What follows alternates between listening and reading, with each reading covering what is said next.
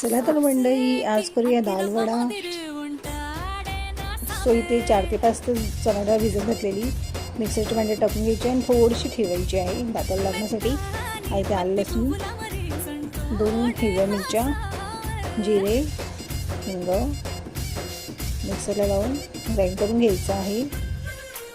आणि ते यामध्ये आता ठेवलेली डाळ टाकून घ्यायची, कांदा, कोथिंबीर,